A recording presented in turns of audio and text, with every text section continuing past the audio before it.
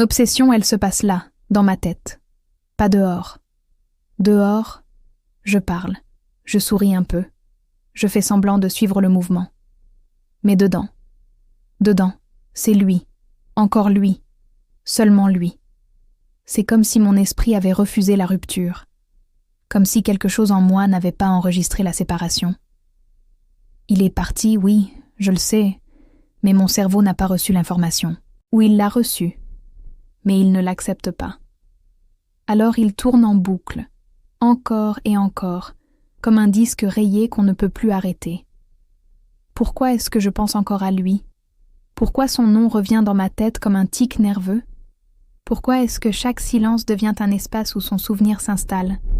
Je n'ai aucun contrôle là-dessus. Je peux être en pleine conversation, dans un café, au travail, n'importe où. Il suffit d'un mot, d'une intonation, d'un parfum, et tout mon esprit se replie vers lui, automatiquement, mécaniquement, désespérément.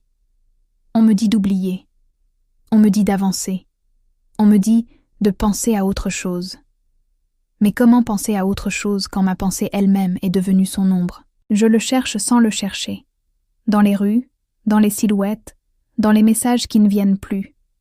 Je sais que rien n'arrivera, mais mon esprit, lui, attend toujours un signe, un fragment, un minuscule indice qu'il pourrait revenir.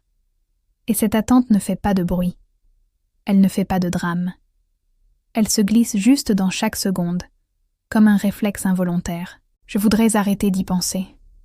Pas pour l'oublier. Juste pour respirer autrement. Mais ma tête refuse.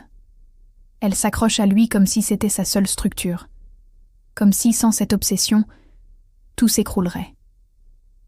Je suis simplement coincée dans cette spirale mentale, prisonnière d'un souvenir qui refuse de mourir, prisonnière d'un espoir que je n'ai pas choisi, d'une conviction étrange, irrationnelle, qu'il reviendra un jour, d'une manière ou d'une autre.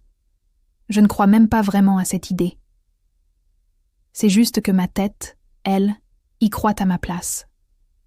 Elle s'y accroche avec une persistance qui me dépasse. Et parfois, je me demande si ce n'est pas ça, la vraie douleur. Être habité par un espoir qui ne m'appartient pas.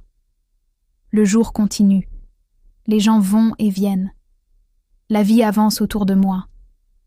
Et moi, je reste figée dans cette chambre intérieure où son absence fait plus de bruit que sa présence. Je veux m'en sortir. Je veux penser différemment. Pour l'instant, je suis vraiment bloquée dans cette tête pleine de lui, comme un écho qui ne s'arrête jamais.